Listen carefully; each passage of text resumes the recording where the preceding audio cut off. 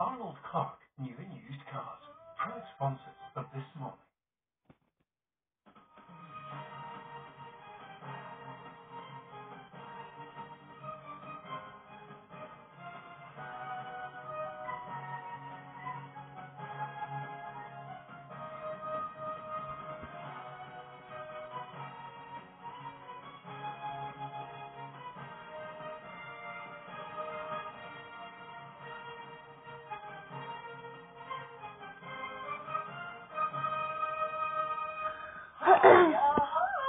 Well, there you are. You know, it's so nice to be back. I feel like I just feel like I've gone forever. So do I. I've watched loads of you.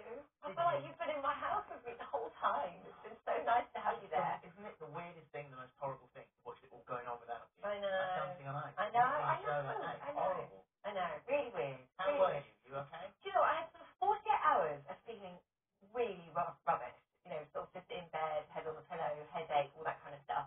And then after that, you know, you just felt like you had a bit of a cold, a bit rubbish. But fine. I mean, I'm fine. I'm absolutely fine now. It's just waiting for that line to go. That's the, like, every morning, you're like, it's like the worst advent calendar in the world. What did I get today? Oh, red line. Again. Well, now the present's finally been opened. And I'm here. And you're It's so nice. So nice. It's nice to meet you too. Right, lots coming up on the show today. If you are in need for something cheap, easy, and absolutely delicious tonight, I am available. Michaela's got just the dish. Morning. Good morning, guys. Good morning. I've got a super speedy pasta sauce. I mean, it's got 3 main ingredients: leeks for the Welsh and chips and gorgonzola. It is simple. Oh, yeah. She's dad's favourite. Yeah, it is. For pasta de papa. Ah, very good. Thank you. Also in the kitchen today, Juliet is making the perfect Mother's Day gift: a heart-shaped cake. Nothing says love than a massive cake. How is that for a welcome back? I mean, literally, that's the reason I'm here. We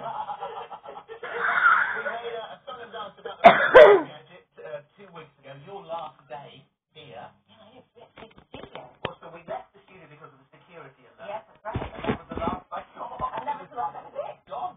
That feels like a long time ago now. Yeah. So finally, all fingers crossed, Steve Wilson is back with Guess the Gadget. Yes. Welcome back, Holly. Lovely to see you. And look, new logo, new scorecard, new desk, new conveyor. Wow.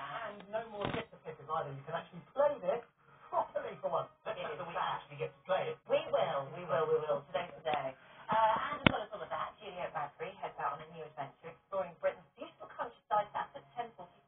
Would you buy a home without knowing its location? Steve Jones tells us about his new unconventional property show. That's at 25 past 11. And Strictly Judge Moxie Louise is trading her new for a chef intern in the Great Celebrity Bake Off. She's here at 10 to 12. A quick mention about today's phone-in, which is that if you don't want to know, is to answer anything. What sort of things are you looking for, Deirdre? Well, absolutely. It can be anything. So it might be to do with your relationship, or perhaps there's Mother's Day on the horizon.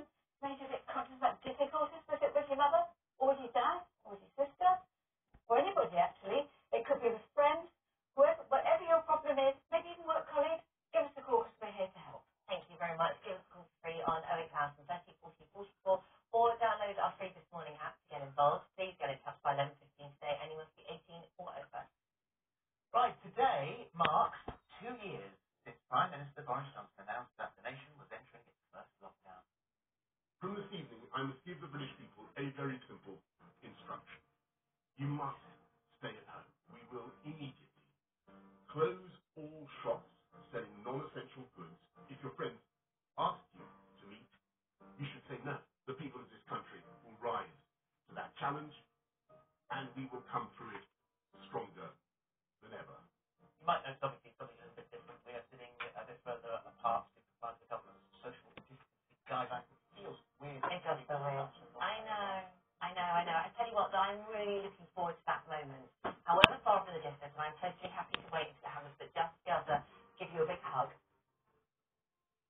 Well, Wow. I think when I said that, if you told me it was going to be 2 years, I wouldn't have believed it.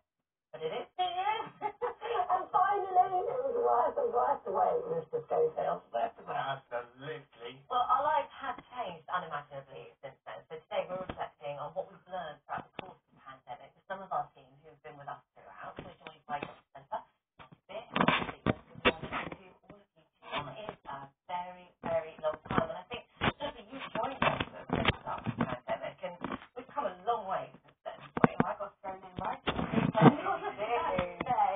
and I think that it's important to remember actually how far we've come medically as well. You know, we went into this pandemic and the lockdown was our first thing in our army. That's all we had. And now we have vaccines. We have lots of different medications and treatments, and we are doing lots of research into long COVID. So we're in a very different position to the one that we were then. There are still a lot of people living every day with long COVID. There are over 1 million people living every day with the symptoms and the impact of long COVID and the real impact that that has on their lives. And we will need to be doing a lot more research into causes and treatments. And already we've come a long way, but there will need to be more. And also we have to remember all the people that are still on waiting lists, those sort of non-direct COVID impacts that we are seeing on physical health and mental health, and we're going to be counting for a long time to come. And COVID cases are still on the rise. So it's nice to look back and say we've come so far, and yes, we can feel confident that we are not in the same position that we were, but it is really important to not be complacent here. Cases are on the rise. They've gone up by about 50% in the last week or so, and that comes at a time when next week the government is saying that there aren't going to be free lateral flow tests. Yeah. And there's a lot of pushback against that, saying, is this the right time to be doing that when cases are on the rise? And I would say to people, it's still important to be cautious. Do please test if you're going into crowded places while you can, and if you can afford to afterwards. You know, the weather is gorgeous. Let's meet outside. Let's keep hand washing. Let's keep doing those things to keep everybody safe. I mean, there's the new booster program, which we've been hearing about. That's kicked into effect now. But does there come a point, there must come a point, there has come a point, where you think, I'm just going to get on with my life now? So we get on with our lives whilst being protected the best that we can. And we do that with lots of vaccines that we give to children, and we give vaccines against the flu every year. And it may be, and we don't know yet, it may be that instead of having 4 strains of flu in your flu vaccine, you might also get a COVID booster in your vaccine. So we don't know exactly what's going to come. What we do know is all the information that we've learned in the past 2 years, that technology for those mRNA vaccines, we are using that to ourselves to counter that. So we are in a very different position to the one that we were. And also we find out how resilient we are. So psychologically and physically, but also as communities. And I think that when bad things happen, communities band together. And whilst it's important to understand that in the things that made you, all the things that made you, No, wasn't it bizarre? I mean, I looked at the briefing document for 2 years ago, and we were talking about so many scams, so many fake emails, door-to-door COVID centers, fake COVID tests. All of this was out there, but because people were talking about a new normal, but it wasn't a new normal, there just was no normal. So it was really, really hard to work out what was the truth and what was fake. And it felt like we had a role to play because so many people are at home and watching daytime television, maybe for the first time. That was their normal. And it was like we were asked to disseminate all this facts and what was fact and what was fiction. And some of the fiction was really quite dangerous. Do you remember all the COVID tests with Taiwanese doctor who said, if you can hold your breath for 10 seconds, then you haven't got COVID. And then somebody else said, if you drink water every 15 minutes, then it'll all flush down and the COVID will be killed by your stomach acid. And all this bizarrely became quite credible, weirdly. I had very clever friends who were doing it. There was that, and then of course there was the bleach thing that Donald Trump himself talked about. You were criticised for scaremongering, weren't you? Oh, yeah, I was the devil incarnate because I was telling people, well, people were nervous, and I get that. I remember doing an item saying, when you come in from outdoors, put things down. We didn't.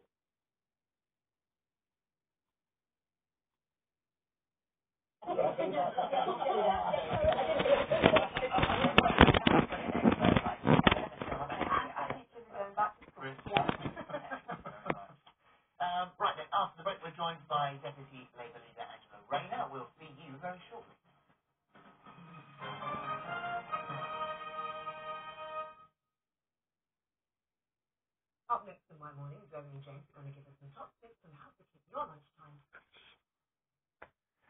Arnold Clark, proud sponsor of This Morning. For every time I told you to wash your face, for every minute you chose to keep going.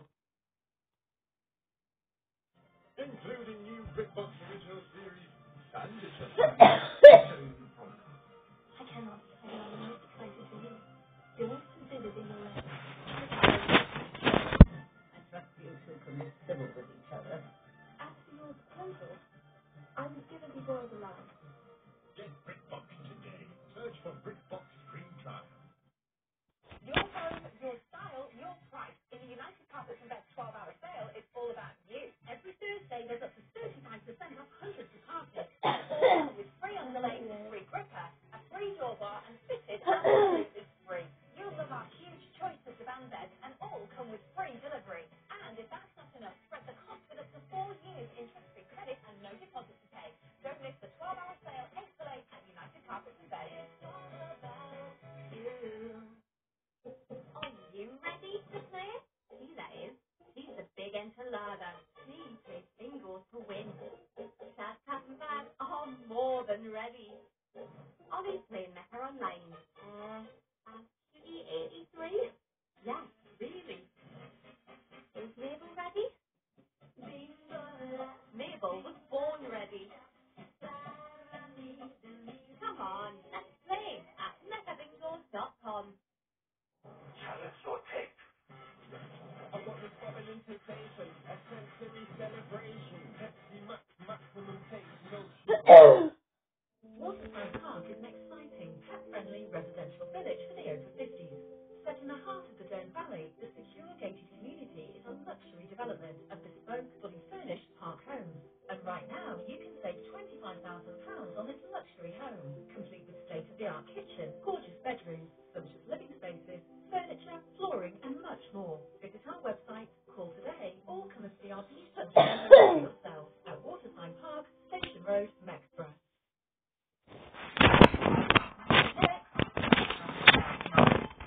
New challenges. New bread. You're becoming a high maintenance man. A brand new series. Absolutely. Billy and Greg, the Family Diaries. Tonight at 9 on ITVB and ITV Hub. So back to our resident students, Zoe and James.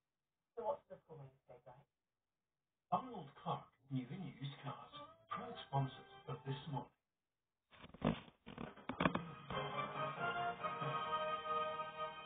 Welcome back. Coming up, Georgina Burnett takes us on a tour of an amazing eco home that not only saves you money, but could earn you £250 a year. But first, our next guest is one of the most powerful women in Westminster, with a reputation of being fiery and outspoken. Getting to her senior political position hasn't been easy, not just because of her gender, but because also of her working class background. Well, to tell us about life as deputy leader of the Labour Party, we're joined now by Angela Rayner. Good morning. And welcome. Thank you. It's funny because you see you in Westminster doing your job, carrying out your role. I didn't actually know too much about your background until I got this, and I'm not sure, I mean, a lot of people will do, but a lot of people won't. But it was that background and your upbringing that really shaped you who you are as you sit here on the sofa today. Yeah, and it was crazy when I first went into Parliament because, the whole building is like going to Hogwarts. It's a bit surreal, and I still think that, when I stand at the dispatch box and you think of the people that have stood there and been there before me, it's a bit like, wow, I'm here and I'm doing this, so it does feel a bit surreal from growing up on a council estate and, having my son at 16 and basically, being very poor and having very big challenges, and then all of a sudden mixing with people who went to private education, who have got loads of wealth. And I remember having a joke once with one of the MPs talking about the issues on our estate because there was horses turning up the gas on the estate. They went, we have llamas on our estate. I was like, no, I'm talking about the council estate. And the horses that were just left and all wild. So it was a bit, those moments where two worlds collide. When you left school at 16, you were told that you wouldn't amount to it. Yeah. What was life like for you then, and life at home? You see, this is the thing, because in Parliament, people do see me as quite brash and quite confident, but part of the reason I'm like that is because when I was 16 and I I was pregnant, the shame and the humiliation that people made me feel, like, you know, institutions of government, you know, doctors, police, they were there above you, and they were there to do things, and you had to keep order. There weren't people like you. Yeah. So I always felt, know your place. So I felt that humiliation and shame then. So now I'm like, no, I'm proud of who I am, and I'm proud of the people that I represent and the people that I grew up with. So now I don't have any cares about speaking my mind and being, because everyone's got unique talents. It doesn't matter where they're from, whether they're from an affluent background or not, but there's people from working class backgrounds that are from a very young age taught to know your place. Yeah. And I learned that, and then I unlearned it and realised that actually it's important that people do speak out. And do you think that therefore actually within Parliament there needs to be a bit more broader representation of people from all sorts of walks of life then? Because obviously clearly it's so important. Yeah, and you know, there's so many colleagues from different parties that have got working class backgrounds, but it almost gets taken out of them. And it's a frustration for me, because when I speak to them, Who's taking it out of them? the system, they grow up thinking that in order to be something, you have to speak a certain way, or you have to hide that you didn't have. Like, I talk about not having a formal academic education, and then people say, oh, you're sick. I'm clearly not, because I wouldn't be in the job I'm doing now if I was stupid. But I just learned in a different way, and I had challenges in my life when I was early, when I was younger. So I wasn't on education. My mum had bipolar and was very depressed, so I was looking after my mum and things like that. So education wasn't drilled into me as important. But that doesn't mean to say that I was less intelligent. And I think a lot of people think that you have to speak a certain way, or you don't talk about those things because you're ashamed or you're embarrassed by it, whereas I think you should talk about it more. And you spent some time working as a carer. I did, yeah. Working within the I loved it. social services. Yeah.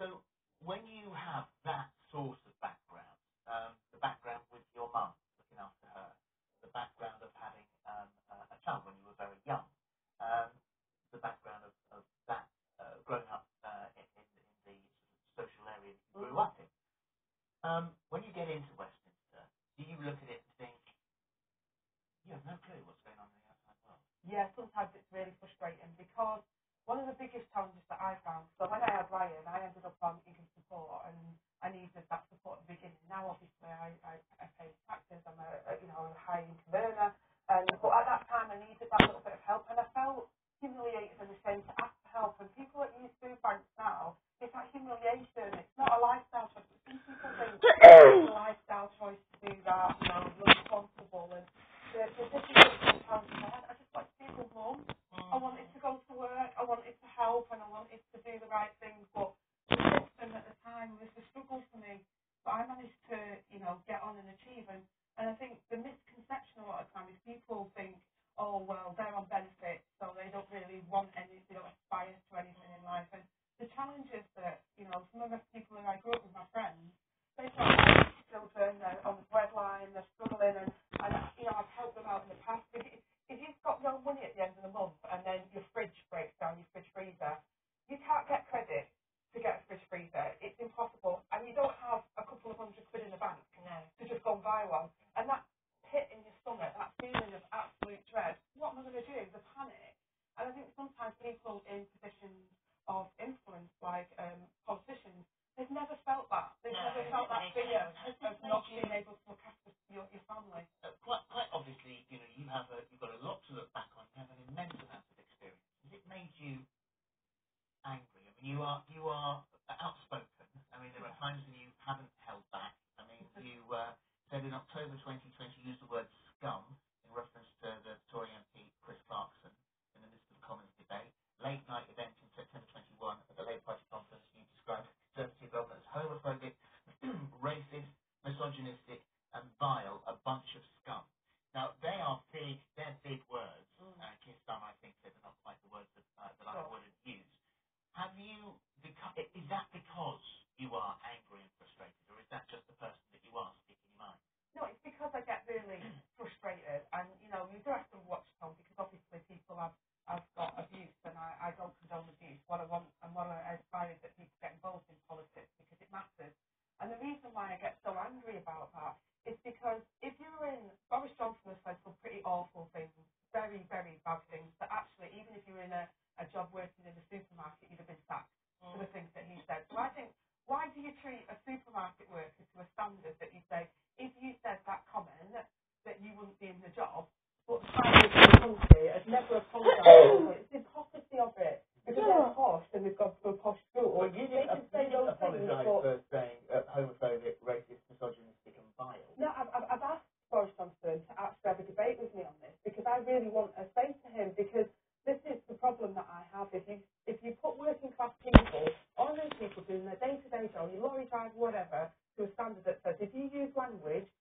like, the language that Boris Johnson uses, which has been racist, it has been homophobic, it has been misogynistic, they won't last 5 minutes in their job. Yet you've got the Prime Minister who thinks he doesn't have to apologise for those comments and he could say it. So it's the hypocrisy for me. I accept that some of the language was, it was not the language that they would use. But for me, it's the frustration of you treat people to a different standard. So if I walk into a room, for example, because I've got a Manchester accent, I have to prove, and because I'm a woman, I have to prove why I've got the skills to do my job.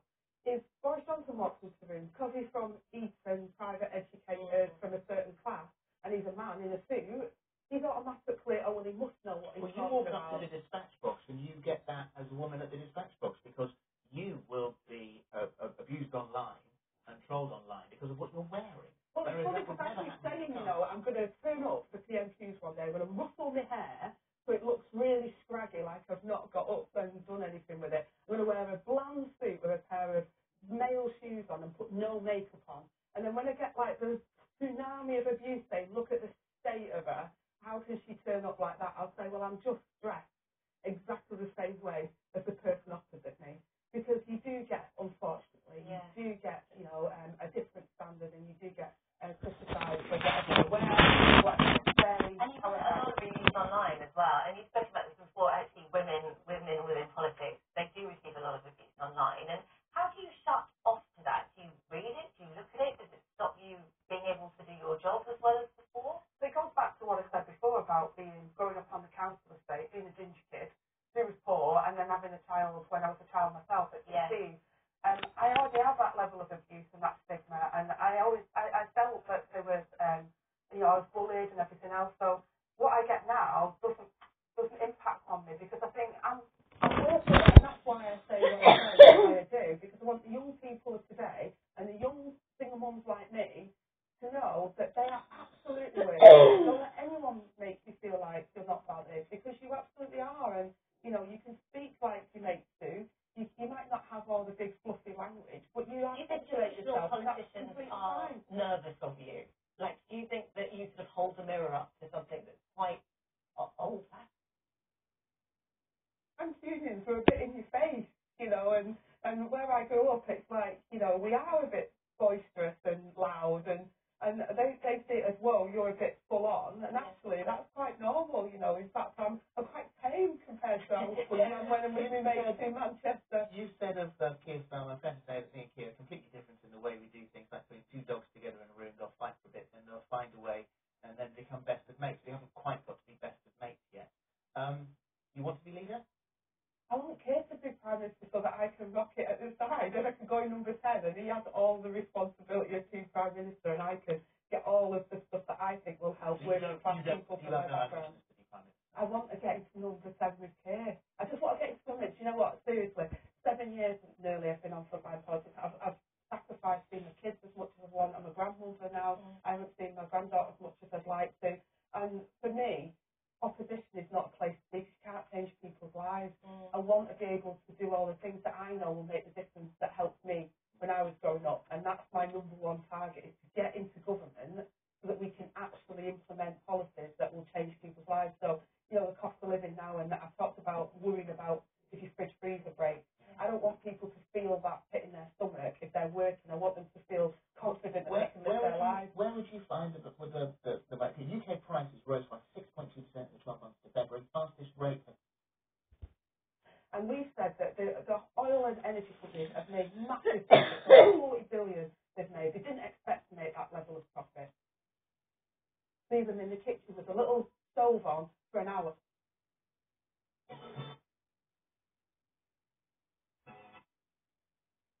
So don't change your lifestyle, change your supermarket. Bob to Aldi, officially which cheapest supermarket?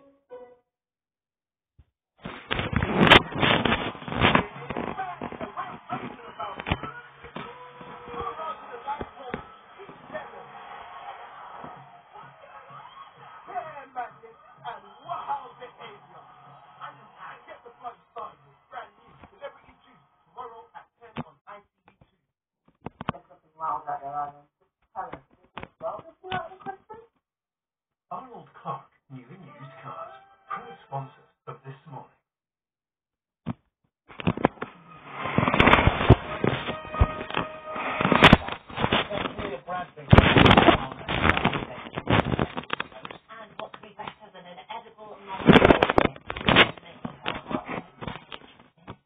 us though with energy bills. If you could live in